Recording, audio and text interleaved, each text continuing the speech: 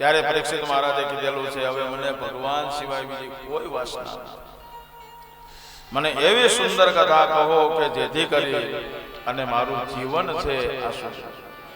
ત્યારે શ્રીમદ ભાગવતના 3 સ્કંદની અંદર શ્લોક બતાવ્યો, યદા તો રાધા સ્વસુતાન સાધુન કૃષ્ણન ધર્મેણ વિનાશ દ્રષ્ટિ ભ્રાતુર્વસિષ્ઠસ્ય સુતાન વિબંધો પ્રવેશ્ય લાક્ષા ભવને દદા.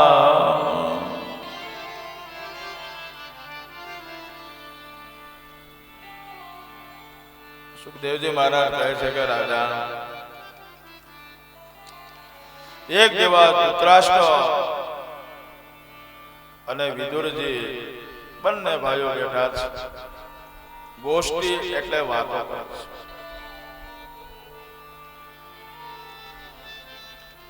શાસ્ત્ર ધર્મની વાતોની સાથે સાથે રાજધર્મ છે એ પણ વિદુરજી હતા ધૃતરાષ્ટ્રને જ્યારે સમજાવતા. પણ આ ધૃતરાષ્ટ્ર એ કોણ? ધૂતતી ઇતિ ધૃતરાષ્ટ્ર, કે જેણે લઈ લીધું છે, પરાણે પકડીને બેઠો છે, આ ધૃતરાષ્ટ્ર. અંત કે જોવે છે કે આ ખોટું થાય છે, અધર્મ જ છે, પણ એટલે આપણે કહીએ કે આંખ આડા કાન જોવા છતાં પણ એને ન્યાય નથી આપતો, આ અંધ. એટલે આ ધૃતરાષ્ટ્ર એને અધર્મને પોષણ કરે, અધર્મનો સાથ આપે, અધર્મને પોષે અને મોટો અને પરાણે ગાદી પકડીને બેઠો છે. પણ ધૃતરાષ્ટ્ર એના ઉત્તરાધિકારી હકીકતમાં પાંડવો, પણ ધૃતરાષ્ટ્ર એ ગાદી પકડીને બેઠો છે. ત્યારે વિદુરજી હતા ધૃતરાષ્ટ્રને સમજાવ્યા કે ભાઈ, આના ઉત્તરાધિકારી હકીકતમાં પાંડવો છે, તો તમારે આ ગાદી પાંડવોને આપી.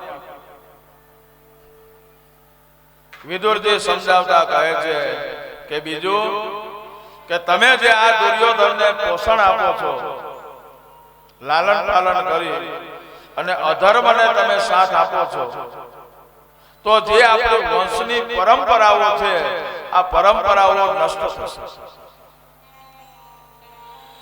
અને પરંપરાઓ જો નષ્ટ થાય એટલે કુલનો નાશ થશે. આ તમે જે કુલનો નાશ કરવા માટે થાય અને તમે આને પોષણ આપો, ત્યારે આ કુલનો નાશ માટે થાય. અને ભગવાને પણ ગીતાજીની અંદર અર્જુનને સમજાવતા કહેલું છે, પહેલો જ અધ્યાય છે અને 40મા શ્લોક બતાવ્યો છે. 40મા શ્લોકની અંદર કીધેલું છે, કુલક્ષય પ્રવિશ્યન્તે કુલધર્મા સનાતના ધર્મે નષ્ટે કુલમ કૃષ્ણ અધર્મો વિભવાત સુતા.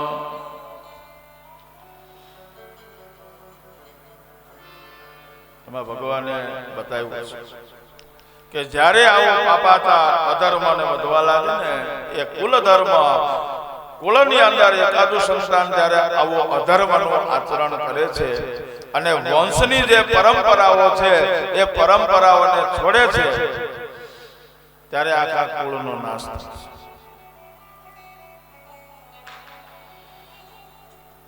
આમ જ્યારે વિદુરજી હતા એ ધૃતરાષ્ટ્રને સમજાવતા, આમ સમજાવતા સમજાવતા વિદુરજી કહે છે કે મોટા ભાઈ, જ્યારે શરીર બગડે અને ખબર પડે કે શરીર બગડ્યું છે, તો શરીરનું જે અંગ બગડેલું છે એ અંગને જો સારું કરવામાં આવે તો આખું શરીર બચી જાય.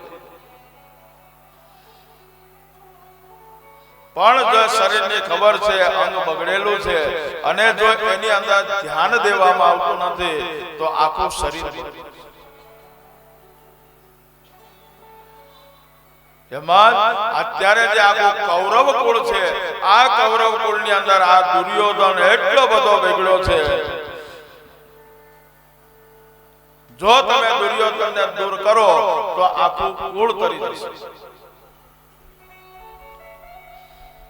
અને વિદુરજી કહે છે કે મોટા ભાઈ માટે જ તમને સમજાવું છું કે તમારે આ દુર્યોધન છે એને દેશ વટો આપવો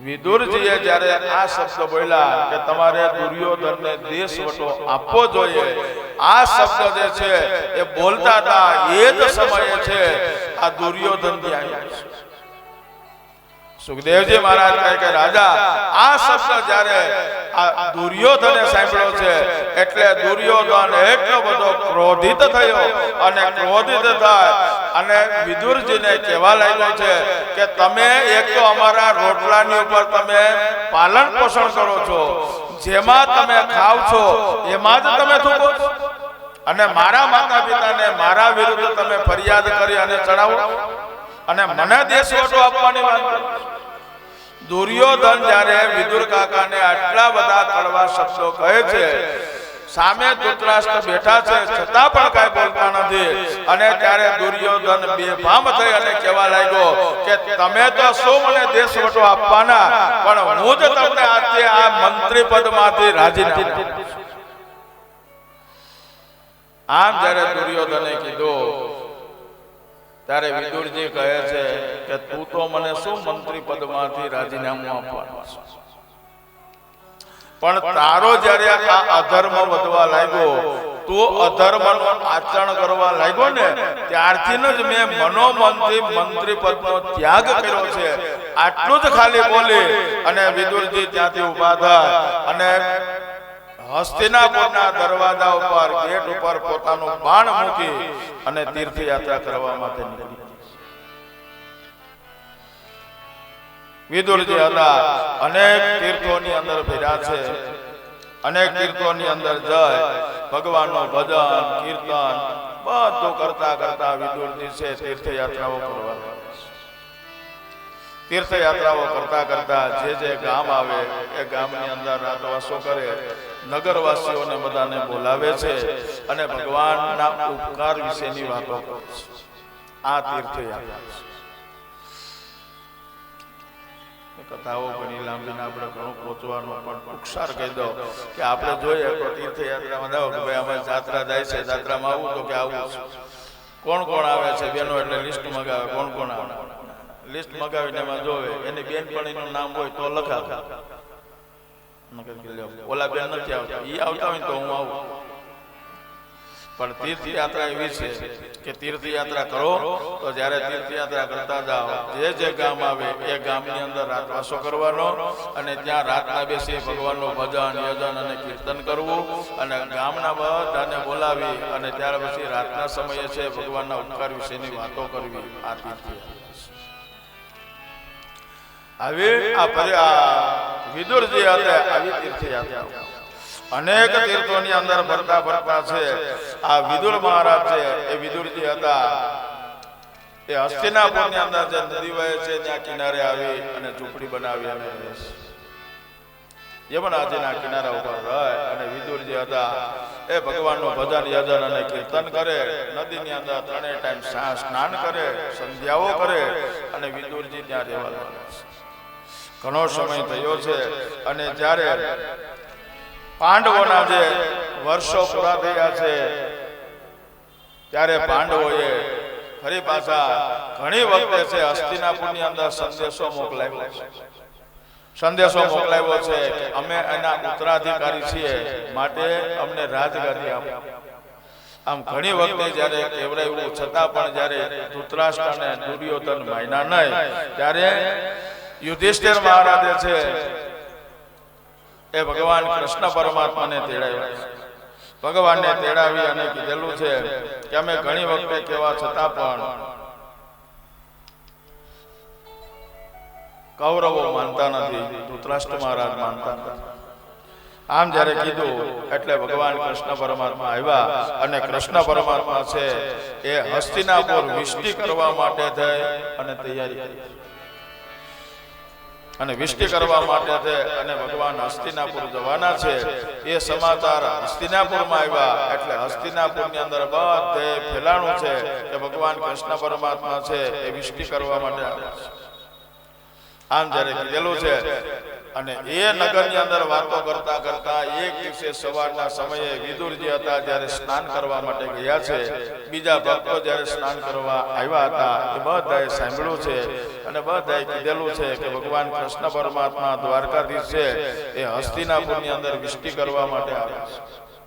આ વિદુરજીએ જ્યારે આ સાંભળ્યું એટલે વિદુરજી હતા એટલા બધા ભાવ વિભોર થયા કે આજે કેટલા સમય પછી દ્વારકાધીશના દર્શન થશે. ભાવ વિભોર બની અને વિદુરજી ઉતાવળા પગડે ઘરે ગયા. એના પત્ની જે સુલભા હતા એને બતાવ્યું. સુલભાને કહે છે કે મેં આજે સાંભળ્યું છે કે હસ્તિનાપુરની અંદર ભગવાન કૃષ્ણ પરમાત્મા છે વિષ્ટિ કરવા માટે આવ્યા છે.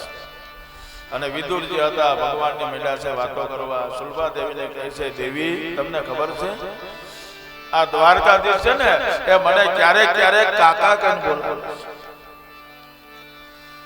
આ જયારે સાંભળ્યું એટલે સુલભા દેવી હતા એટલા બધા ભાવિભોર થયા કે જો તમને કાકા કહેતા હોય ને તો મને એક વખત જો કાકી કહીને બોલાવે ને તો મારું જીવન કરી. આમ બંને જણા ભગવાનની વાતોની અંદર લીન થયા છે અને આમ જ કરતા કરતા સમય જતાની સાથે સવારનો પોર થયો છે. ભગવાન કૃષ્ણ પરમાત્મા હતા વિષ્ટિ કરવા માટે હસ્તિનાપુર આવ્યા છે. નગરવાસીઓ છે બધા શેરીની અંદર ઉભા રહી ગયા છે ભગવાનના દર્શન કરવા. હસ્તિનાપુર આખું જે છે ગલીઓમાં શેરીઓમાં જ્યાં જાવ ત્યાં નગરવાસીઓ બધા ભગવાનના દર્શન કરવા માટે થાય અને ઉભા છે. ત્યારે એટલી બધી ગળદી હતી, એટલું બધું ટ્રાફિક હતું. ત્યારે આ વિદુરજી અને સુલભા દેવી હતા એક બાજુ ખૂણા ઉપર ઉભા ઉભા રાહ જોવે કે ક્યારે ભગવાન અને ક્યારે ભગવાનના દર્શન. ભગવાને શંખનાદ કરી અને હસ્તિનાપુરની અંદર પ્રવેશ કર્યો છે. જે જે ગલીઓમાં જાય એ ગલીઓની અંદર બધા ભગવાનના દર્શન કરતા જાય અને બધા જય જયકાર કરતા જાય. બોલો કૃષ્ણ કનૈયા લાલ કી જય. ત્યાંથી ફરી પાછી આગળ બીજી શેરીમાં જાય એટલે ફરી પાછો અવાજ આવે બોલો દ્વારિકાધીશ કી જય. ત્યાંથી ફરી પાછા આગળ જાય ત્રીજી ગલી આવે એટલે ફરી પાછો જય જયકાર આવે છે બોલો ગિરિરાજ ધરણ કી. ત્યારે જોરથી અવાજ આવતો. વિદુરજી ને ઉભા હતા ને ત્યાં હું તેને સંભળાતો અને વિદુરજી હતા એ વિચાર કરે કે અવાજ હવે નજીક આવે છે એટલે ભગવાન ધીમે ધીમે અને જેમ જેમ અવાજ આવતો જાય નજીક આવવાનો એમ વિદુરજી અને સુલભા દેવી એટલા બધા તન્મય થયા છે. અને એવા સમયની અંદર ભગવાન કૃષ્ણ પરમાત્મા રથમાં બેસી અને હસ્તિનાપુરમાં જે જે શેરીઓમાં ભરે તો બધાની ઉપર જોવે છે. ત્યારે બધાને એવું લાગે કે આ મારા તરફ જોવે છે, કોઈને એવું લાગે મારા તરફ જોવે છે. આમ બધા લોકો વિચાર કરે કે અમારા તરફ જોવે છે, પણ ભગવાન કૃષ્ણ પરમાત્મા રથમાં બેસે અને જે જોવે એટલે કૃષ્ણ ભગવાન મનમાં વિચારે છે કે હું કોઈને નથી જોતો, આમાં મારાથી કેટલા આમાં મારા કેટલા છે. એને કીધું ને આગળ કે ભગવાનના દર્શન કરવા જાય જેવો દરવાજો ખુલે એટલે મારે છોકરો જોઈએ, મારે છોકરી જોઈએ, મારે વહુ જોઈએ, મારે સંપત્તિ જોઈએ, ગાડી જોઈએ, ઘર જોઈએ. એટલે ભગવાન કે આમાં મારા કોઈ છે? ભગવાન આમ કરતા કરતા ધીમે ધીમે રથ નજીક આવ્યો છે.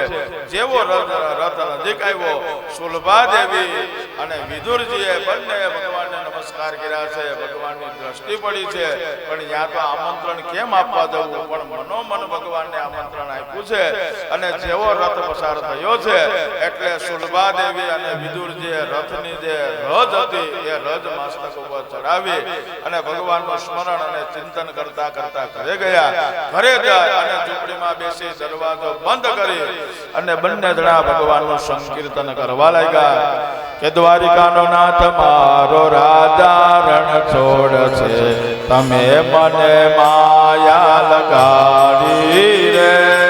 કે દ્વારિકા કાનો નાથ મારો રાજા રણ છોડ છે, એને મને માયા લગાવી રે.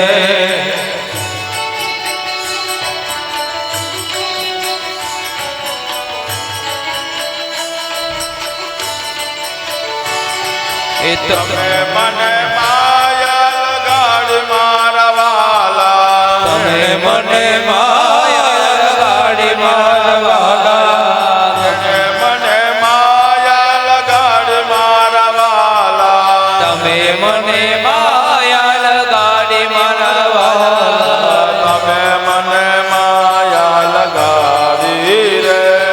એ તમે મને માયા લગાવી રે. દ્વારિકાનો નાથ મારો રાજા રણ છોડ છે, એણે મને માયા લગાડી રે. હે દ્વારિકાનો નાથ મારો રાજા રણ છોડ છે, એને મને માયા લગાવી રે. આ ભગવાનની અંદર તન્મય થયા છે, ભગવાનની અંદર તન્મય થયા. આ બાજુ ભગવાનનું કીર્તન કરે. ભગવાનનો રથ છે હસ્તિનાપુરની અંદર ફરતા ફરતા ધીમે ધીમે રાજમહેલની અંદર આવ્યો છે. રાજમહેલની અંદર આવ્યો. દુર્યોધન એને બધાએ ભગવાનનું સ્વાગત કર્યું છે, અને સ્વાગત કર્યા પછી દુર્યોધને ભગવાનને કીધેલું છે.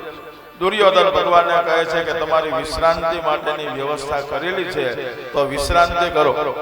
ભગવાનને જ્યારે આમ કીધું એટલે દ્વારકાધીશ કહે છે કે અત્યારે વિશ્રાંતિનો સમય નથી, ફક્ત હું વિષ્ટિ કરવા માટે આવ્યો છું, વિષ્ટિ માટેનો સમય છે.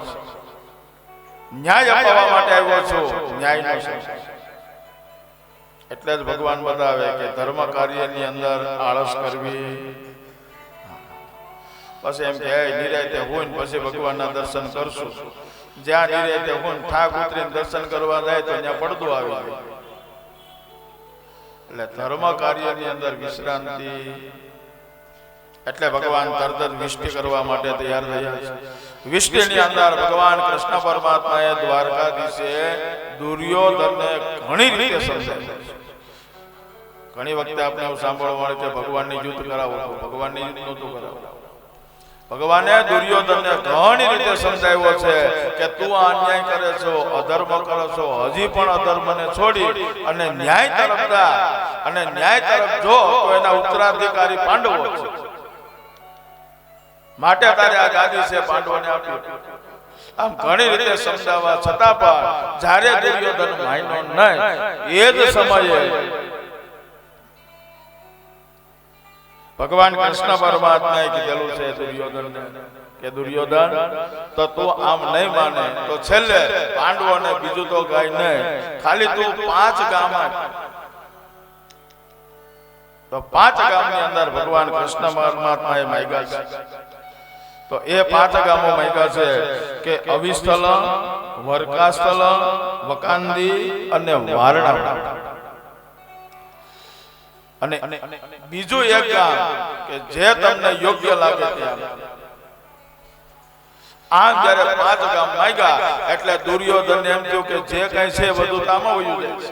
એટલે દુર્યોધન ખીજાણો, અને દુર્યોધન ખીજાઈને કહેવા લાગ્યો છે કે પાંડવોને 5 ગામ તો શું પણ 100 ની અણી રહે એટલી પણ જગ્યા નહીં મળે, અને જો એને જગ્યા જોતી હોય તો યુદ્ધ કરે અને તો જ એને. આમ જ્યારે યુદ્ધની માંગણી કરી છે એટલે ભગવાને જે વિષ્ટિ હતી પડી ભાંગી, અને પડી ભાંગી અને ભગવાન કૃષ્ણ પરમાત્મા હતા ફરી પાછા જવાની તૈયારી કરી.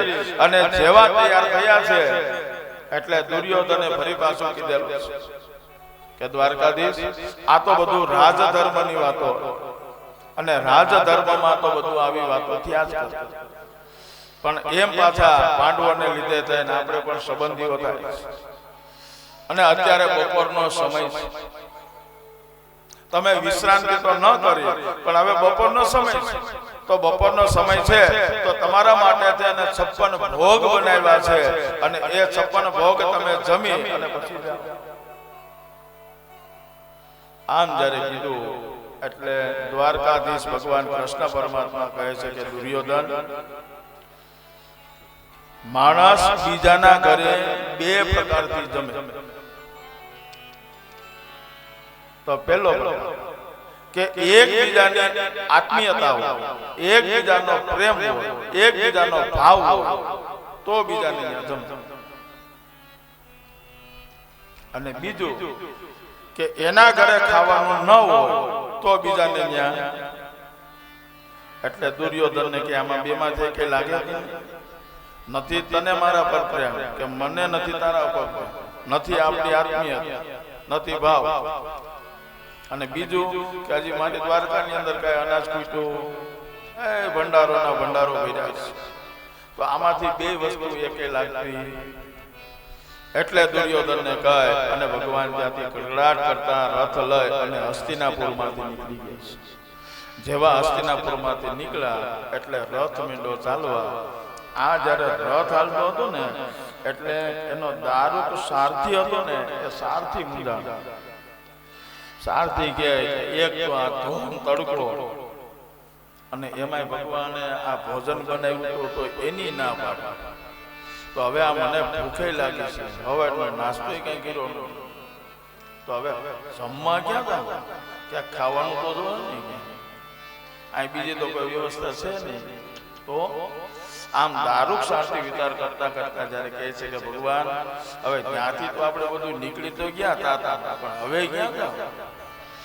ત્યારે ભગવાન હસવા લાગ્યા. દારૂક સારથીને કહે છે કે અહીંયા એક મારું ઘર છે, મારું પોતાનું છે, અને એને મને આમંત્રણ આપ્યું છે એટલે ત્યાં જમવા જવાનું છે. દારૂક સારથી કહે કે હવે આટલી બધી ભીડમાં આને કોને આમંત્રણ, કોઈ આપ્યું તો નથી.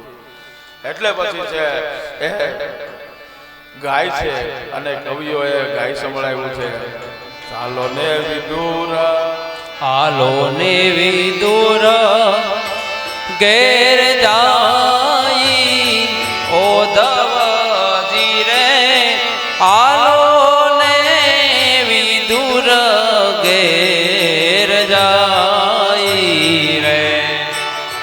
ચાલો ને વિદુર ઘેર જાય ઓધવજી, ચાલો વિદુર ઘેર જાય. બંટીનો રોટલો ને તાંજળિયાની ભાજી, બંટીનો રોટલો ને તાંજળિયાની ભાજી,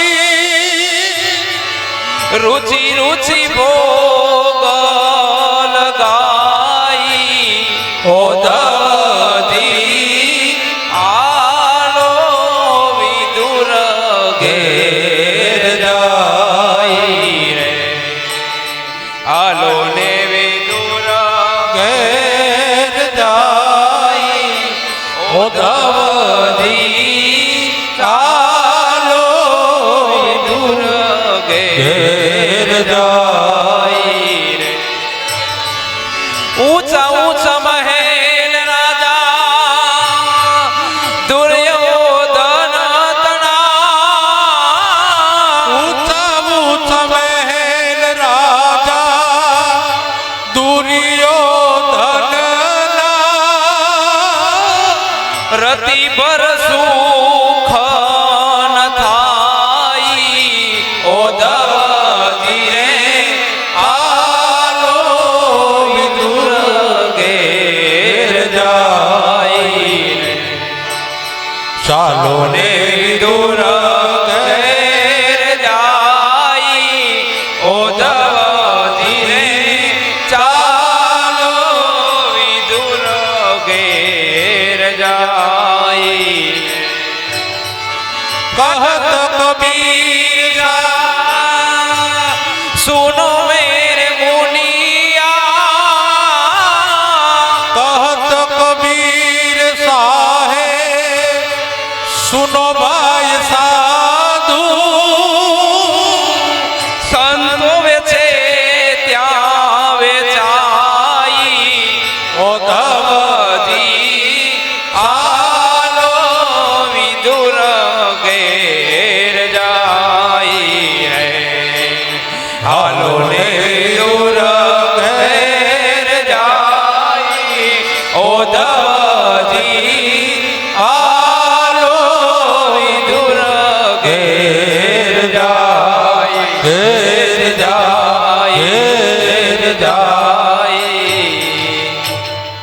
વિદુરજી ભગવાન દ્વારકાધીશ હતા એમ જ્યારે કીધું દારૂક સારથીએ કીધેલું છે હે ઉદ્ધવજી હે દ્વારકાધીશ તો જ્યાં આપણું ઘર છે જ્યાં આપણા છે ત્યાં હાલો છો આમ જ્યારે કીધેલું છે દારૂક સારથીએ વિદુરજીના ઝૂંપડી બાજુ આ રથ લીધો છે અને જ્યારે રથ લઈ અને ગયા છે અને ભગવાન જેવા રથમાંથી ઉતર્યા ત્યારે શુલભા દેવી અને વિદુરજી બંને જણા દરવાજો બંધ છે અંદર બેઠા બેઠા ભગવાનનું ભજન અને કીર્તન કરે છે અને ભજન અને કીર્તનની અંદર તન્મય થયા છે ત્યારે ભગવાન કૃષ્ણ પરમાત્મા હતા દરવાજા પાસે આવી અને દરવાજો ખખડાવી અને હાકળ ખખડાવી અને ભગવાન કૃષ્ણ પરમાત્માએ કીધેલું છે કાકા હું આવ્યો આમ જ્યાં કાકા કહીને હું આવ્યો એમ કીધું એટલે વિદુરજી અને શુલભા દેવી એટલા બધા કાંડા દૂર થયા ભાવ વિભોર બન્યા છે દોડતા દરવાજે આવી અને જ્યાં દરવાજો ખોલ્યો તો જે મૂર્તિ પાસે બેઠા હતા જે મૂર્તિને પ્રાર્થના કરતા હતા એ જ મૂર્તિનો સ્વરૂપ ભગવાન કૃષ્ણ પરમાત્મા દરવાજાની આગળ આવીને ઉભા છે આમ ભગવાનના દર્શન કરી એટલા બધા તન્મય થયા કે વિદુરજી કે શુલભા દેવી આવો એમ કહેતા ઘણી વાર વચ્ચે ભગવાને રાહ જોઈ પણ કાંઈ આવો એમ કીધું ને એટલે ભગવાન વિચાર કરે કે આજે એટલા બધા ભાવ વિભોર છે એટલે આવકારો નહીં આપે ભગવાન ધક્કો મારીને હાથે આવે વિચાર કરો આ જીવનમાં કેટલો બધો પવિત્ર કેટલો શ્રેષ્ઠ ભગવાનની ભક્તિ કેટલી કે ભગવાન ધક્કો મારીને પોતે હાથે અંદર આવી અને ભગવાન બેસી ભગવાન બેઠા છે તો વિદુરજી અને શુલભા દેવી બે સામે આવી બેઠા હાથ જોડીને બેઠા છે નથી પાણીનું પૂછતા નથી ખાવાનું બે જણા એમના ભાવિ બની અને ભગવાનની સામે જો એક રીતે જોઈ અને ભગવાનના દર્શન કર્યા કરે પણ એમ જ્યારે દર્શન કરતા હતા ત્યારે ભગવાને કીધેલું છે કે આ કાંઈ પૂછશે નહીં એટલે ભગવાને સામે આવીને કીધું છે કાકી મારા હાટું ખાવાનું બનાવ્યું આમ જ્યાં કાકી કીધું અને શુલભા દેવી તો ધન્ય ધન્ય થઈ ગયા અને ધન્ય ધન્ય થાય અને તરત જ દોડતા ગયા અંદર જે કેળું પડ્યું હતું કેળું લઈ આવી અને લાવ્યા ભગવાનની સામે જોતા જાય કેળું બોલે અને કેળું બોલીને અંદરનો ગર્ભ છે ફેંકી દે અને સાહેબ આપતા જાય એને ખબર નથી કે હું શું ભગવાનને આ ભક્તિ છે આ ભાવ જ્યારે જાગૃત થાય ત્યારે ભગવાન અને એ શુલભા દેવીએ જ્યારે કેળાની છાલ આપી તો પણ ભગવાને છાલ ખાધી પણ છાલ ખાધી પણ સદા ભગવાનનું પેટ ભરાણું એટલે ભગવાને કીધેલું છે બીજું કઈ ખાવાનું છે પણ આ તો બીજું કઈ કહેતા નથી એટલે ભગવાન ઉભા થાય અને ઘરમાં એક ધોણી પડી હતી અને એ ધોણીની અંદર જોયું તો એમાં ભાજી હતી અને ભગવાને ભાજી ખાધી એટલે ભગવાન તૃપ્ત ભગવાને થોડોક સમય માટે ત્યાં વિશ્રાંતિ કરી છે અને વિશ્રાંતિ કરી અને જ્યારે ફરી પાછા જવા માટેની તૈયારી કરી છે અને ત્યારે ભગવાન દ્વારકાધીશ હતા ફરી પાછા રથમાં બેઠા દારૂક સારથી હતો એ દારૂક સારથી એ જેવી લગામ ખેંચી છે એ સમયે ભગવાનની વિદાય થાય છે ત્યારે વિદુરજી અને શુલભા દેવી આ બંને જણા છે ભગવાનની આગળ હાથ જોડી અને ભગવાનને કીધેલું છે કે હે દ્વારકાધીશ તમે ઓચિંતાના આવ્યા એટલે અમારાથી બીજી તો કઈ વ્યવસ્થા થઈ શકી નહીં પણ જે કઈ અમારે ભાજી પાંદડું હતું એ અમે તમને ખવડાવ્યું છે આ ભાજી અને પાંદડું આ વિવેકની ભાષા છે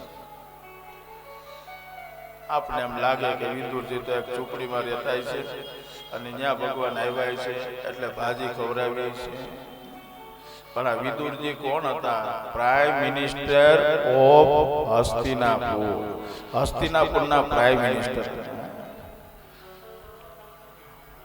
અત્યારે આપને ખાલી પ્રાઇમ મિનિસ્ટર ખાલી અઠવાડિયું બનાવે તો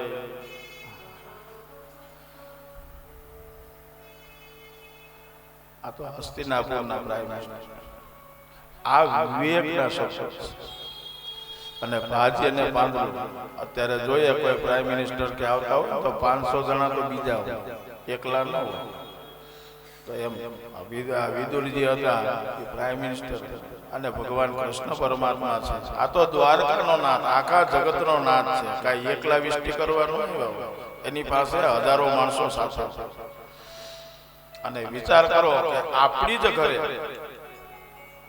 આમ કોઈ ઓચિંતાનો મોટો માણસ આવી ગયો હોય અને ઓચિંતાનો માણસ આવે પણ આપણે એને જમાડીએ શું? તાત્કાલિક દોડતા દોડતા જઈએ એટલે એમ કે ભાઈ રબડી લઈ આવો, પૂરી લઈ આવો, ખમણ લઈ આવો, સમોસા લઈ આવો, એમ બધો તાત્કાલિક જે કઈ મળે ને એ બધો તાત્કાલિક ભેગું કરી લઈએ.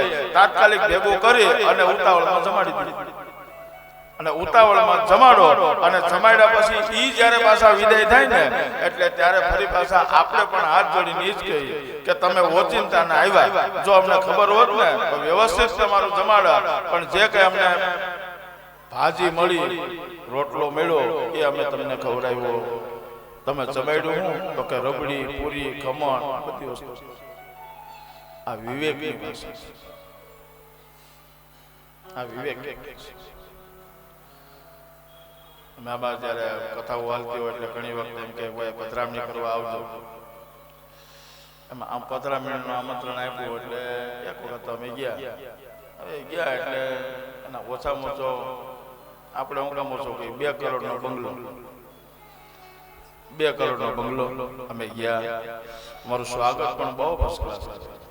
સ્વાગત કર્યા પછી નાસ્તા પાણી, ડ્રાય ફ્રૂટ બધું આપ્યું, ભૂદેવો, સંગીત વાળા બધા બહુ ફર્સ્ટ ક્લાસ.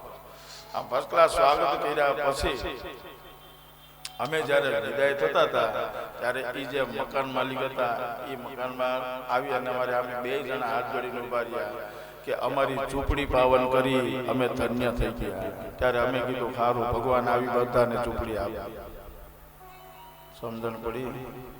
આ 2 કરોડની એ ઝૂંપડી, આ વિવેકના કે તમે પગલા પાડ્યા અને અમારી આ 2 કરોડની ઝૂંપડી એ પાવન થઈ. અમે કીધું સારું, તો ભગવાન આવી બધાને ઝૂંપડીઓ. આ વિવેકના એટલે એવો જ અહીંયા વિદુરજી હતા, સુલભા દેવી છે, એને વિવેકના શબ્દો અને વિવેકના શબ્દો કીધેલા છે.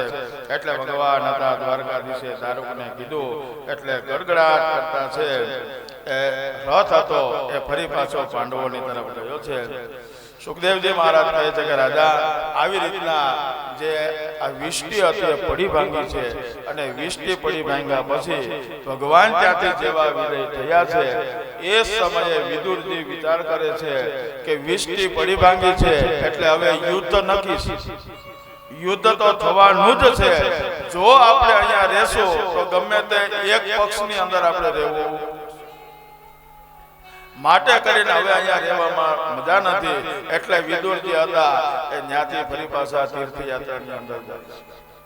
આમ તીર્થયાત્રાની અંદર ફરતા ફરતા સુખદેવજી મહારાજ કહે છે કે એ વિદુરજી અને સુલભા દેવી હતા બંને જણા જ્યારે યમુના નદીના કિનારા ઉપર આવ્યા છે તો યમુના નદીના કિનારે જેવા આવ્યા એ સમયે એની સાથે ઉદ્ધવજીનો ભેટ થયો. ઉદ્ધવજી મળ્યા છે.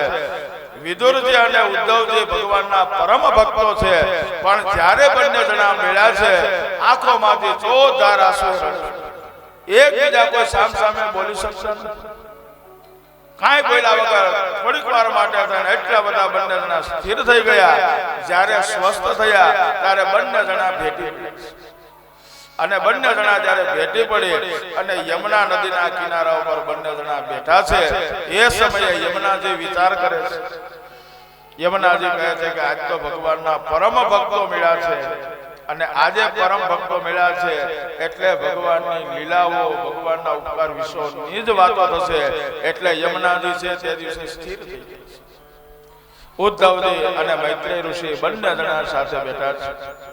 આ વિદુરજી અને ઉદ્ધવજી આ બંને જણા જ્યારે સાથે બેસી અને યમુના નદીના કિનારા પર વાતો કરવા લાગ્યા. એમાં વિદુરજી આ તો ઉદ્ધવજીને પૂછ્યું. ઉદ્ધવજીને કહે છે કે તમને તો બધી ખબર હશે કે અત્યારે હસ્તિનાપુરની અંદર કેવું ચાલે છે, શું છે શું નહીં, બધા સમાચાર. ત્યારે ઉદ્ધવજી હતા એક પછી એક મીંડા છે વાતો કરતા અને એ વાતો કરતા કરતા ઉદ્ધવજીએ કીધેલું છે કે ઋષિ મુનિઓના શ્રાપને લીધે થાય અને યદુવંશીઓ હતા બધા પ્રભાગ ક્ષેત્રની અંદર આવ્યા છે. પ્રભાગ ક્ષેત્ર એટલે આપણું સોમનાથ. સોમનાથની પાસે ત્રિવેણી સંગમ, ત્યાં પ્રભા ક્ષેત્રની અંદર બધા આવ્યા છે. જે વજ્રનો ભૂકો થયો હતો તણાતો તણાતો ત્યાં આવ્યો, એમાંથી પાઇન નામની વનસ્પતિ ઉત્પન્ન થઈ છે. અને ભગવાને જ્યારે સુદામ પધરાવવાની તૈયારી કરી એટલે બધું જે છે આ બધું ભગવાનની ઈચ્છાથી બન્યું છે. એટલે ભગવાન હતા યદુવંશીઓને લઈને આવ્યા છે. બધા મદિરાપાન કરી અને સ્નાન કરવા માટે જ્યારે ગયા છે ત્યારે પાન લઈને એકબીજા સામસામે લડીને બધા મળ્યા છે. આ યદુવંશોની વાત કઈ સંભળાવી. કૌરવોનું જે યુદ્ધ થયું એમાં કૌરવો જે મરણા છે એની બધી વાત કરી છે. બધી વાત કરી અને છેલ્લે કીધેલું છે કે ભગવાન સ્વધામ પધાર્યા છે. અને સ્વધામ ભગવાન પધાર્યા છે એટલે ફરી પાછા બંનેની આંખો છે એ ભીની વાતો થાય. એટલે વિદુરજીએ ઉદ્ધવજીને કીધેલું છે કે ભગવાન જ્યારે સ્વધામ પધાર્યા ત્યારે શું વાત થઈ તે મને કહો. ત્યારે ઉદ્ધવજીએ આત્મજ્ઞાનની વાતો કરી અને એ આત્મજ્ઞાનની જ્યારે વાતો કરતા હતા ત્યારે વિદુરજી કહે છે કે તમને જે ભગવાને આત્મજ્ઞાન આપ્યું છે અને આત્મજ્ઞાનની વાતો કરતા હતા તો ત્યારે મને યાદ કર્યો છે. આમ જ્યાં કીધું એટલે ઉદ્ધવજી કહે છે કે વિદુર, અમારા કરતા તો તમે ભાગ્યશાળી. અને જ્યારે ભગવાન અમને આત્મજ્ઞાન આપતા હતા અને એ જ્યારે આત્મજ્ઞાનની શરૂઆત કરીને ત્યારથી માંડી અને આત્મજ્ઞાન પૂરું થયું ત્યાં સુધીમાં તમને 3 વખત યાદ કે જો આજે મારો આ ઉદ્ધવ હોત ને તો આ ઉદ્ધવને પણ હું મારું આત્મજ્ઞાન આમ એક વખત નહીં, તમને 3 વખત. અમારા કરતા તો તમે ભાગ્યશાળી. સુખદેવજી મહારાજે પરીક્ષિત રાજાને આ જ્યારે કીધેલું છે ત્યારે પરીક્ષિત મહારાજ કહે છે કે વિદુરજીને ભગવાને યાદ કર્યા તો એ જીવનમાં કેવું હશે. કારણ કે મનુષ્ય છે એ ભગવાનને યાદ કરે તો એનું કલ્યાણ થાય. પણ આજે તો ભગવાન પોતે ઉઠી અને વિદુરજીને યાદ કરે છે. ત્યારે કીધેલું છે સુખદેવજી મહારાજ કહે છે કે રાજા, આ વિદુરજી એ કોઈ સામાન્ય નથી, યોગ ભ્રષ્ટ જીવાત્મા છે. આ વિદુરજી જે છે એ યમરાજાનું સ્વરૂપ છે. યમરાજા પોતે વિદુરજી થઈને આવ્યા છે. શા માટે? તો માંડવ્ય ઋષિના શ્રાપને લીધે. આ માંડવ્ય ઋષિ છે પોતે જ્યારે સમાધિની અંદર બેઠા હતા ત્યારે એક રાજાના ખજાનામાંથી ચોરી કરી કેટલાક ચોર નાસી જતા હતા. રાજાના સિપાહીઓ તેની પાછળ દોડ્યા. ચોરોને પકડાઈ જવાની બીક લાગી એટલે માંડવ્ય ઋષિનો આશ્રમ છે, માંડવ્ય ઋષિની પાસે આ ધન બધું મૂકી અને ત્યાંથી નીકળી ગયા. સિપાહીઓ પાછળ આવ્યા અને એને જોયું કે આ ધન અહીંયા છે એટલે એને એમ લાગ્યું કે આ ખોટો ઢોંગ કરે છે. એમ પકડી અને માંડવ્ય ઋષિ અને ધનની સાથે રાજાને કીધેલું છે કે આ બધું તમારું ધન અને આ ઋષિની પાસે કે પકડાઈ જવાની બીકે ઢોંગ કરતા હતા, અમે પકડીને લાવ્યા. એટલે રાજાએ હતા તરત જ એને દંડ કર્યો છે અને સજાની અંદર કે એક સૂળી ઊભી હતી અને સૂળીની ઉપર આ માંડવ્ય ઋષિને ચડાવ્યા. જેવા માંડવ્ય ઋષિને સૂળી ઉપર ચડાવ્યા એટલે રાજાના નગરવાસીઓ હતા અને બધાના મળમૂત્ર બંધ. બધા ગભરાણા છે. માંડવ્ય ઋષિ હતા અને ફરી પાછા સૂળિયાથી નીચે ઉતાર્યા અને આ રાજા ગભરાય અને ઋષિના શરણમાં ગયો કે અમને તો કઈ ખબર નથી, તમારી પાસે ધન હતું એટલે તમને પકડીને લાવ્યા. માંડવ્ય ઋષિ કહે કે તમે કોઈ ચિંતા કરો, આમાં તમારો કોઈ વાંક નથી. એમ કહી અને માંડવ્ય ઋષિ હતા સમાધિની અંદર બેસી અને યમલોકમાં ગયા. યમલોકની અંદર જઈ અને કીધેલું કે મને આ કયા પાપને લીધે થાય અને આ સૂળીની સજા થાય, મારા કયા જન્મનો પાપ છે? ત્યારે યમરાજા ખુદ ગભરાયા કે હવે આને શું જવાબ. યમરાજાએ બધું જોયું છે. યમરાજા જોઈ અને ગભરાઈને કહેવા લાગ્યા છે કે તમારો કોઈ પણ જાતનો દોષ નથી, પણ તો મને આ સૂળીની સજા શા માટે? ત્યારે યમરાજાએ કીધેલું છે કે સૂળીની સજા એટલે થઈ છે કે તમારી જ્યારે બાલ્યાવસ્થા હતી અને બાલ્યાવસ્થાની અંદર તમે જ્યારે ફરતા હતા એવા સમયની અંદર એક જીવડાને તમે સૂળો, આપણે બાવળનો આવે ને એ સૂળો લઈને તમે સૂળો એને માર્યો હતો ને, આ એની સજા. ત્યારે માંડવ્ય ઋષિ કહે છે શાસ્ત્રમાં તો ખબર અને એમાં તમે તો ન્યાય ના દેવ, અને ન્યાયના દેવ હોવા છતાં તમને ખબર હોવી જોઈએ કે બાળપણની અંદર જે પાપ કરેલું છે એ પાપ બાળકપણનું અંદર કરેલું પાપ ખાલી સ્વપ્નની અંદર બતાવી દેવું, સ્વપ્નમાં એની સજા કરવી, તો મને આ સજા શા માટે કરી, આમ કરી અને તમારામાં ભેદ છે. આવો માંડવ્ય ઋષિને ક્રોધ ચડ્યો અને માંડવ્ય ઋષિએ વિદુરજીને શ્રાપ, યમરાજાને શ્રાપ આપ્યો કે તમે દાસી પુત્ર તરીકે જન્મ ધારણ. વિદુરજી એ યોગ ભ્રષ્ટ જીવાત્મા છે, કોઈ સામાન્ય નથી. એટલે વિદુરજીને ભગવાને અંત સમયે 3 વખત યાદ કર્યા અને આ 3 વખત યાદ કર્યા એટલે વિદુરજી હતા એ ઉદ્ધવજીને કહેવા લાગ્યા છે કે ભગવાને જે આત્મજ્ઞાન આપ્યું હોય તે બધું મને કઈ સંભળાવો. ઉદ્ધવજીએ સવિસ્તાર હતો એ વિદુરજીને આત્મજ્ઞાન આપ્યું છે. આત્મજ્ઞાનની ઘણી જ વાતો કરી છે અને ઘણી વાતો કર્યા પછી ઉદ્ધવજી હતા એ ઉદ્ધવજીએ વિદુરજીને કીધેલું છે કે અમારે જ્યારે ભગવાન આત્મજ્ઞાન આપતા હતા ને એ સમયે મૈત્રેય ઋષિ ત્યાં આવ્યા અને મૈત્રેય ઋષિ આવ્યા એટલે ભગવાન કૃષ્ણ પરમાત્માએ તો એ સમયે કૃષ્ણ ભગવાન દ્વારકાધીશે મૈત્રેય ઋષિને કીધેલું છે કે જ્યારે મારો વિદુર મળે ને ત્યારે તમે એને આ મારું પેલું આત્મજ્ઞાન આપો, માટે તમે ત્યાં મૈત્રેય ઋષિ પાસે જાઓ એટલે એ તમને આત્મજ્ઞાન. ઉદ્ધવજી કહે છે કે ભગવાન સ્વધામ પધાર્યા ત્યારે ઉદ્ધવજીએ કીધેલું છે વિદુરજીને. ઉદ્ધવજી કહે છે કે જ્યારે ભગવાન સ્વધામ પધારવાની તૈયારી થઈ છે અને ભગવાન પોતે હતા પગની ઉપર પગ ચડાવી અને બેઠા હતા એ સમયે એક પરાધી આવ્યો.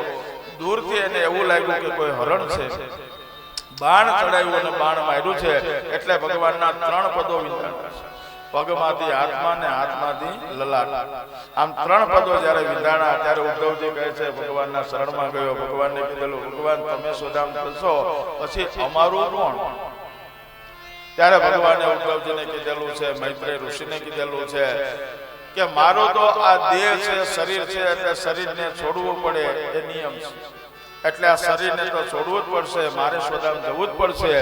પણ મારું આ સ્વરૂપ જે છે એ સ્વરૂપ હું મારું ભાગવતજીમાં પધરાવું છું અને ભાગવતજીની અંદર પધરાવાથી મારા વૈષ્ણવો, મારા ભક્તો છે એ જ્યારે પણ ભાગવતને સાંભળશે તો સાંભળતાની સાથે હું એની સાથે છું એવો એને ભાસ થશે અને કલીના દોષ એ બધા એનાથી દૂર થશે.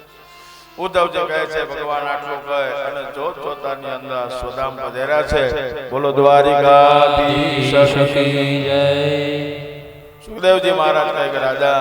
ત્યાર પછી ઉદ્ધવજી હતા એ બધી આત્મજ્ઞાનની વાતો કરી. આમ આત્મજ્ઞાનની વાતો કરતા કરતા બ્રહ્મ મુહૂર્ત થયું છે, મોં ઉજળું થયું એટલે બંને જણાએ ફરી પાછા યમુનાજીની અંદર એક સાથે સ્નાન કર્યું છે.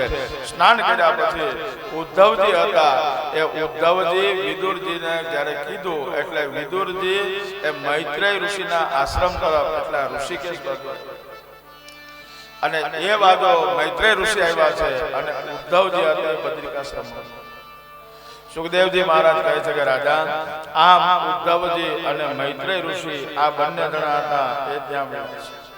જ્યારે મળ્યા છે ત્યાર પછી મૈત્રેય ઋષિની પાસે જ્યારે વિદુરજી આવ્યા છે એટલે વિદુરજીનું સ્વાગત કર્યું છે અને વિદુરજીના સ્વાગત કર્યા પછી જ્યારે આત્મજ્ઞાનની વાતો કરી છે ત્યારે આત્મજ્ઞાનની અંદર બધી વર્ણનાઓ છે એ મૈત્રેય ઋષિએ વિદુરજીને સમજાવ્યા. ત્યાં ફરી પાછું સૃષ્ટિના સર્જનનું આખું વર્ણન આવે છે. મૈત્રેય ઋષિએ ફરી પાછું આખી સૃષ્ટિ જે ભગવાને રચના કરી છે એનું વર્ણન બતાવ્યું છે. એના વર્ણનની અંદર ઘણું બતાવેલું છે પણ આપણે સમયના ભાવના લીધે તે ટૂંકસાર સમજશું. તો એ ભગવાને જ્યારે સૃષ્ટિનું સર્જન કર્યું છે ત્યારે બ્રહ્માજીએ ઈંડાકાર બનાવ્યો છે અને એ ઈંડાકાર જ્યારે બનાવ્યો ત્યારે બ્રહ્માજી વિચાર કરે અને ખાવાની જરૂર પડે તો મૈત્રેય ઋષિએ સ્વાગત કરી અને વિદુરજીને બેસાડ્યા. વિદુરજી હતા એ આત્મજ્ઞાનની વાતો કરવાનું કે ભગવાને તમને જે આત્મજ્ઞાન આપ્યું એ મને આત્મજ્ઞાન સમજાવો. ત્યારે મૈત્રેય ઋષિએ છે કે ભગવાને આખી આ સૃષ્ટિનું સર્જન કર્યું એનું વર્ણન બતાવ્યું. એવા વર્ણનની અંદર ટૂંકસાર એક ઈંડાકાર ઉત્પન્ન થયું. એમાં બ્રહ્માજી વિચાર કરે કે આને ખાવાની જરૂર પડે તો એટલે મોઢું બનાવ્યું, સાંભળવાની જરૂર પડે તો કાન બનાવ્યા, જોવાની જરૂર પડે તો આંખ બનાવ્યું, હાલવાની જરૂર પડે તો પગ બનાવ્યું, લેવાની જરૂર પડે તો હાથ બનાવ્યું છે, ખાવાની જરૂર પડે તો ઉદર બનાવ્યું. આ બધી વસ્તુનું નિર્માણ કર્યું કચરો સાફ કરવા માટે, તો કે મળમૂત્રના દ્વાર બનાવ્યા. આમ આખું જ્યારે આખું શરીર તૈયાર થઈ ગયું, આ શરીર પડેલું છે, આખું શરીર બની અને પડ્યું છે, પણ હલન ચલન થતું. જ્યારે એને કોઈ લઈને આગું કહેવે ત્યારે જાય, જ્યારે જરૂર પડે ત્યારે આગું પાછું એની જાતે નથી કરતું, એમને પડેલું છે. આ શરીર એમને પડ્યું છે. બ્રહ્માજી મુંડાણા કે આખા શરીરની સર્જન તો થઈ ગયું, હવે એની મેળે તો કઈ કરતું નથી. આમ જ્યાં વિચાર કરતા હતા ત્યારે ભગવાને પરમાત્માએ છે પોતાનો અંશ એમાં અંદર પધરાવ્યો, એટલે આખું આ શરીર છે ચલિત થયું. હવે પોતપોતાની રીતના ઇન્દ્રિયોથી જાગૃત થાય, એટલે પોતપોતાની રીતના કાર્ય કરવા લાગે છે. આમ આખી આ સૃષ્ટિનું સર્જન બનાવ્યું અને બ્રહ્માજીના ક અક્ષર બતાવ્યું છે. એમાં અક્ષરો ઘણા બતાવ્યા. ક થી કાયા, કાયા એટલે શરીર. બ્રહ્માજીનું સ્વરૂપ એ ક છે. ક થી બ્રહ્માજીનું સ્વરૂપ કહ્યું અને એમાંથી ઉત્પન્ન થયેલું છે એટલે કાયા એટલે શરીર. તો એમ આપણે આ શરીરને કાયા, એમ આખા શરીરનું સર્જન છે એ મૈત્રેય ઋષિએ વિદુરજીને આત્મજ્ઞાનમાં બતાવ્યું. અને ત્યાર પછી સૂર્યની જે કળાઓ છે, સૂર્યની કળાઓથી કાળની નિવૃત્તિ જે છે બતાવે કે સૂર્યની ગતિથી કાળ બને છે. તો સૂર્યની ગતિથી જે કાળ બને છે તો એમાં બતાવ્યું છે એક પરમાણુ પ્રદેશને ઓળંગે એટલે એને પરમાણુ કાળ કહેવાય છે. એવો જ 12 રાશિ સ્વરૂપમાં સમગ્ર ભૂમંડળને જ્યારે ફરે છે ત્યારે એને મહાન કાળ કહેવામાં આવે છે. ત્યાર પછી કહે છે કે મહાન કાળ તે જ સંવત્સર બતાવ્યો છે. અને આ જ સંવત્સરમાંથી યુગ અને મન્વંતર ઉત્પન્ન થયા છે. અને એવા યુગ અને મન્વંતરના 2 પરાર્ધ બન્યા. અને એ 2 પરાર્ધની અંદર 2 પરમાણુનો એક અણુ થાય છે અને 3 અણુનો એક ત્રસરેણુ થાય છે. અને આવા 3 ત્રસરેણુના એક ત્રુટી કહેવાય છે. એવી 100 ત્રુટીનું એક વેદ થાય છે. એવા 3 વેદના એક લવ થાય છે. અને 3 લવનો એક નિમેષ થાય છે. અને 3 નિમેષનું એક ક્ષણ થાય છે. અને 5 ક્ષણની એક કાષ્ઠા થાય છે. અને 15 કાષ્ઠાનો એક લઘુ થાય છે. અને એવા એક લઘુના 15 લઘુનો એક ઘડી થાય છે. આમ 2 ઘડીનું એક મુહૂર્ત બતાવે. આવો ભગવાને આખી આ સૃષ્ટિનું સર્જન કર્યું. કાળની ગણના છે એ સૂર્યની ગતિથી આખી નિર્માણ થાય છે. હવે આ સૂર્યની ગતિથી કાળની નિર્માણ થાય છે. અને આવા જ 15 પ્રહર જે બતાવ્યા છે એવા 7 ઘડીનો એક પ્રહર થાય છે. અને એવા ભગવાને 15 પ્રહરના દિવસ અને રાત્રિ બનાવ્યા છે. અને આવા દિવસ રાત્રિની અંદર તો 15 દિવસનો એક પખવાડિયું અને એવા 30 દિવસનો આખો મહિનો થાય છે. ભગવાન કહે છે ઉદ્ધવ મૈત્રેય ઋષિ હતા, વિદુરજીને સમજાવતા કહે કે આવા 2 પખવાડિયાનો એક મહિનો થાય છે. અને આવા 1 મહિનાનો આવા પિતૃઓનો જે છે તો દિવસ અને રાત્રિ, શુદ્ધ પક્ષ અને વદ પક્ષ આખો મહિનો પૂરો થાય એટલે પિતૃઓનો 1 દિવસ અને 1 રાત્રિ થાય છે. હવે આવી 1 રાત્રિ અને 1 દિવસ એવા 2 મહિનાની એક ઋતુ બતાવે. આપણે ઋતુને કેટલી કહીએ તો કે 3 ઋતુ, શિયાળો, ઉનાળો અને ચોમાસું. પણ ઋતુ આપણી 6 છે. 2 મહિનાની એક ઋતુ હોય છે. આવી 2 મહિનાની એક ઋતુ બતાવેલી છે. અને ભગવાને કીધેલું છે કે આવો મનુષ્યનું 100 વર્ષનું આયુષ્ય બતાવે. આવો 100 વર્ષના આયુષ્યની સાથે તો વર્ષની કાળના જે ગણનાઓ છે એમાં પંચભેદ બતાવ્યા છે. અને એ પંચભેદની અંદર સંવત્સર, પરિવત્સર, ઈડાવત્સર, અનુવત્સર અને વત્સર આ બધું. સુખદેવજી મહારાજ કહે છે રાજાને કે રાજા આવા દેવતાઓના 12,000 વર્ષો જ્યારે થાય છે ત્યારે બ્રહ્માજીનો 1 દિવસ અને ફરી પાછી એટલી એવો આખી યુગોની પણ ગણના બતાવી છે. બહુ લાંબી ગણના એમાં જે બતાવ્યા છે યુગોનું વર્ણન એ યુગોનું વર્ણન પણ સવિસ્તાર કહી સંભળાવ્યું છે. એવા બ્રહ્માજીના જે વર્ષો બતાવ્યા એનું આયુષ્ય બતાવ્યું છે અને એના આયુષ્યની અંદર બતાવ્યું છે કે અત્યારે બ્રહ્માજી આખી સૃષ્ટિનું સર્જન પૂરું થયું, એમાંથી સતયુગ પૂરો થયો, દ્વાપરયુગ પૂરો થયો, ત્રેતાયુગ પૂરો થઈ ગયો અને અત્યારે હાલે છે કલયુગ. આ કલયુગનું આયુષ્ય પણ 4,32,000 વર્ષનું છે. એ આખી કાળની ગણના જે છે એ કાળની ગણના બતાવી અને ભગવાને આખી આ સૃષ્ટિનું સર્જન કર્યું અને સૃષ્ટિના સર્જનનું સ્થાપન કરવા માટે થાય અને ભગવાન જે પધાર્યા છે, બોલો વરાહ ભગવાન કી જય. વરાહ અવતાર લે અને ભગવાન આવ્યા છે અને વરાહ અવતાર લે અને પૃથ્વીના દડા લઈને જ્યારે આવતા હતા, હિરણ્યાક્ષ સામે માર્યો, હિરણ્યાક્ષને મારી અને ભગવાને પૃથ્વીનું સ્થાપન કર્યું અને ફરી પાછો આખી આ સૃષ્ટિની રચના આખું વર્ણન છે જ્યારે બતાવ્યું છે. આમ જ્યારે આખું વર્ણન બતાવ્યું એટલે પરીક્ષિત મહારાજે પ્રશ્ન કર્યો.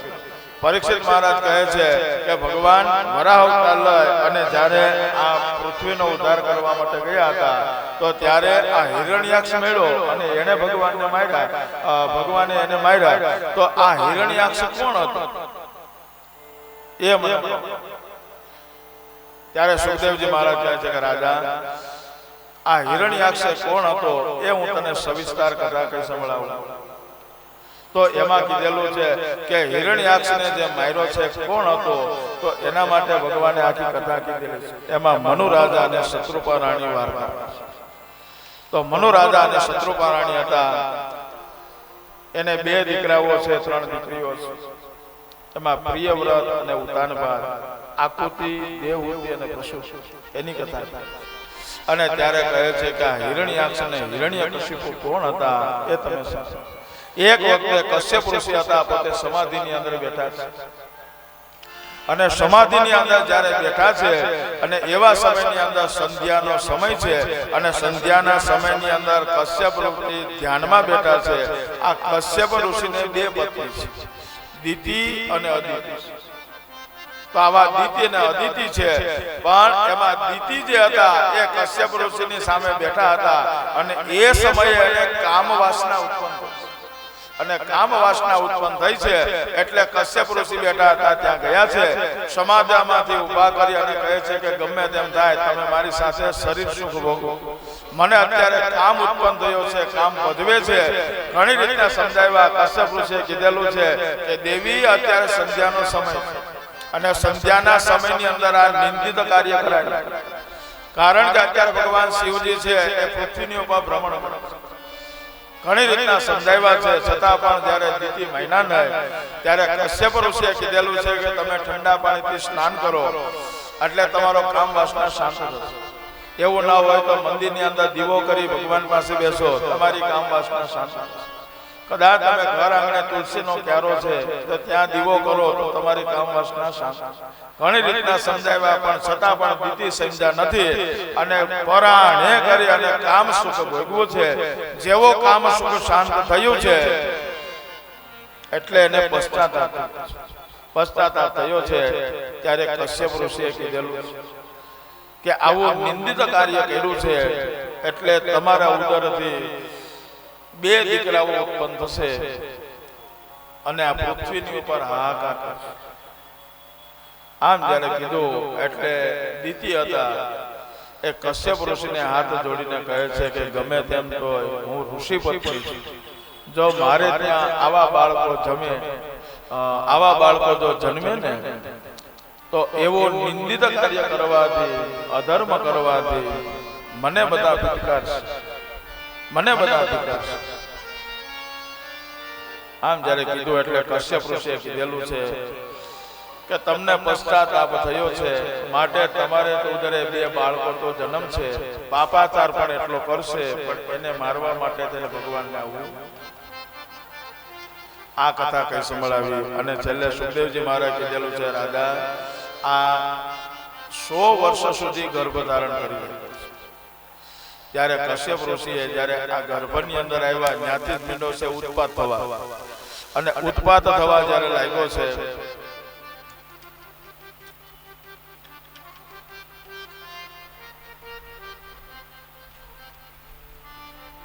ઉત્પાત થવા લાગ્યો છે તો એવા સમયની અંદર કશ્યપ ઋષિ હતા એ દીતીને જણાવ્યું, દીતીને સમજાવ્યું તમે ગમે તેમ કરશો ગર્ભને છોડવો તો પડશે.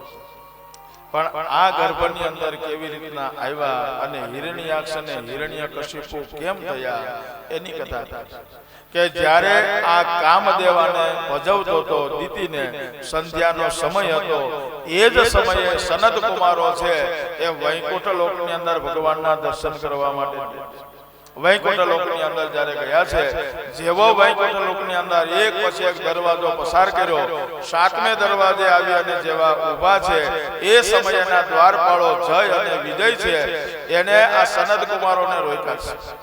સનત કુમારોને રોક્યા છે કે ભગવાનને મળવા ન જવા દીધા. એટલે સનત કુમારો હતા ક્રોધિત થયા છે કે તમારો વૈકુંઠની અંદર રહેવા છતાં પણ ભેદભાવ છે, માટે કરી અને તમારી રાક્ષસી વૃત્તિ છે, તમે રાક્ષસ. આમ જ્યારે શ્રાપ આપ્યો એ સમયે ભગવાન લક્ષ્મી અને નારાયણ ત્યાં દરવાજાની સામે આવ્યા છે.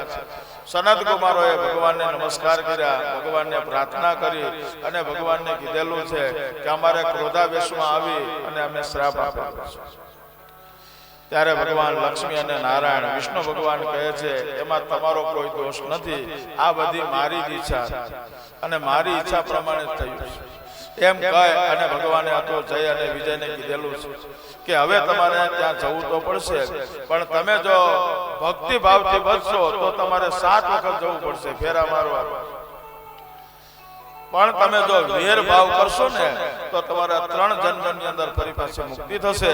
ભગવાનને આશીર્વાદ આપી અને ભગવાન વિદાય થયા. સનત કુમારો હતા વિદાય થયા. એ સમયે આ નિંદિત કાર્ય દીતીએ કર્યું હતું અને એ જ એનો જય અને વિજયનું વૈકુંઠ લોકમાંથી પતન થયું અને એ જ જય અને વિજય આ દીતીના ગર્ભની અંદર આવ્યા છે. સુખદેવજી મહારાજ કહે છે કે ત્યાર પછી તો આ હિરણ્યાક્ષને જે માર્યો તો આ હિરણ્યાક્ષ આ જય અને વિજય જે શ્રાપિત થયેલા હતા એમાંથી એક ભાઈ હિરણ્યાક્ષ થયો અને એક ભાઈ હિરણ્યકશિપુ. તો એમાં ભગવાને વરાહ અવતાર લઈ અને હિરણ્યાક્ષને માર્યો. હવે હિરણ્યકશિપુની કથા એ આગળ